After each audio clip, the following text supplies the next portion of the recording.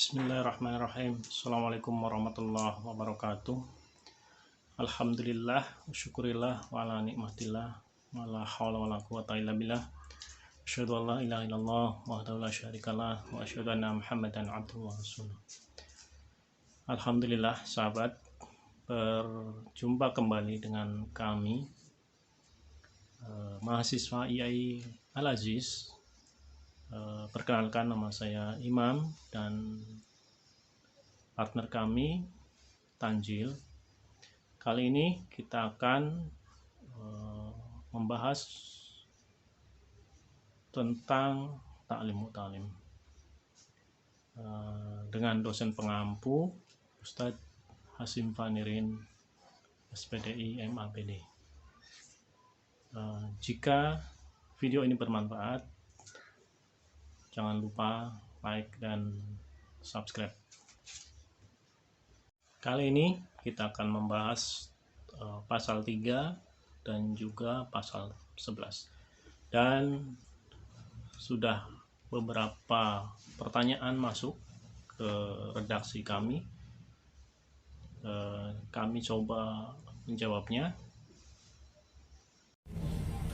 Ilmu yang terbaik itu seperti apa? Yang pertama, pasal memilih ilmu, guru, teman, serta keteguhan dalam menuntut ilmu. Yang pertama yaitu ilmu yang terbaik itu seperti apa? Ya, ilmu yang terbaik itu tentunya yang bermanfaat bagi kita untuk kehidupan dunia dan akhirat.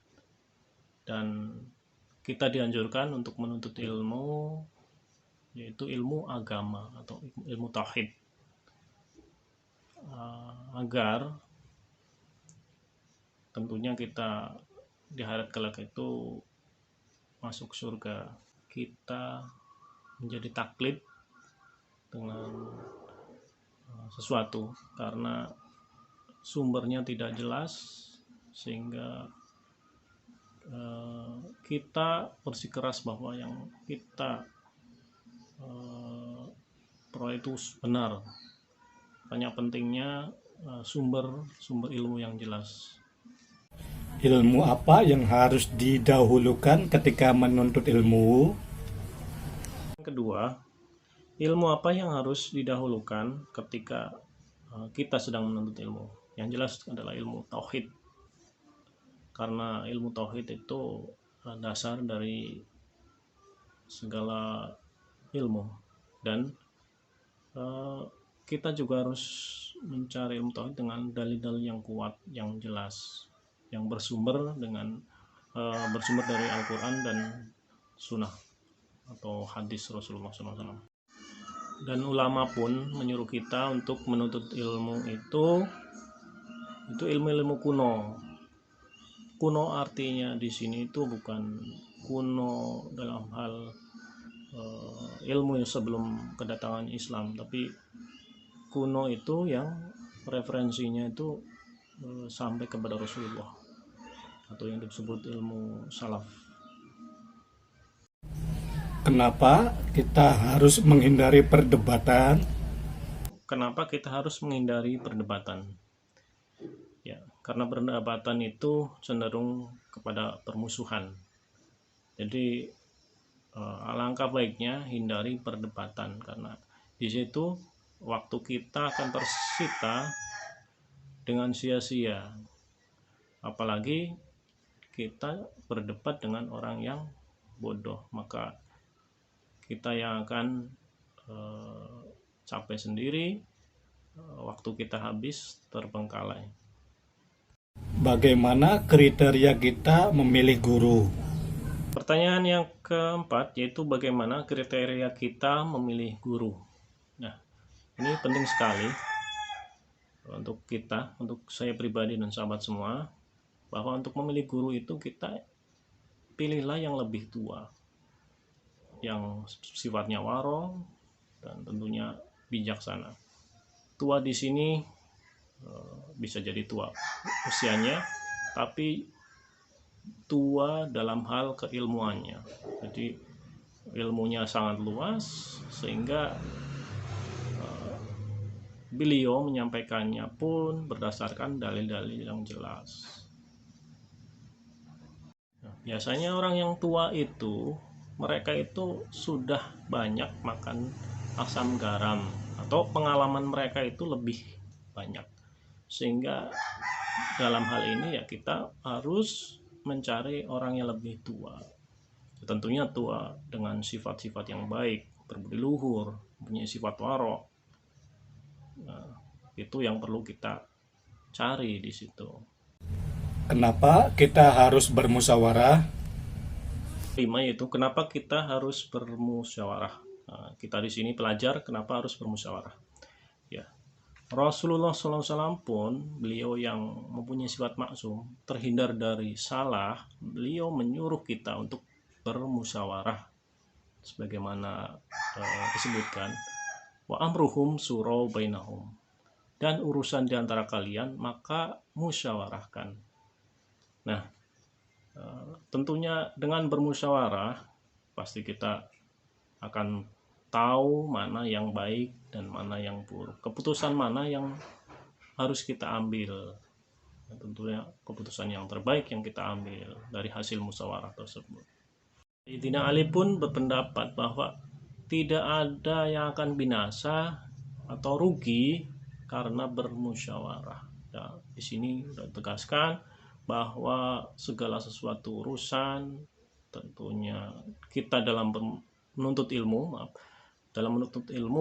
kita harus juga bermusyawarah dengan orang tua, dengan tetangga, dengan sahabat yang mereka tentunya berpengalaman. Jangan sampai kita menuntut ilmu ke tempat yang salah. Mengapa kita harus teguh dan sabar dalam menuntut ilmu? Pertanyaan selanjutnya yaitu yang ke-6. Mengapa kita harus teguh dan sabar dalam menuntut ilmu?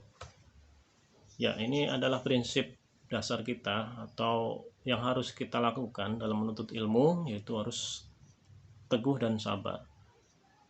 Teguh di sini berarti tekadkan niat kita bahwa menuntut ilmu itu semata-mata untuk mencari keridhaan dari Allah Subhanahu wa taala. Dan sabar di sini jangan mudah frustasi atau semangat kita kendor. Berarti di sini harus sabar. Sabar di sini tidak pasrah tapi bergerak terus, diiringi dengan tawakal. Kenapa kita harus menghindari orang yang pemalas? Pertanyaan ke-8, kenapa kita harus menghindari orang yang pemalas? Nah, orang-orang pemalas di sini, jadi energi negatif mereka itu cepat sekali mempengaruhi kita. Dan ibaratnya kita bergaul dengan orang pemalas itu bagaikan api atau bara api yang diletakkan ke dalam abu.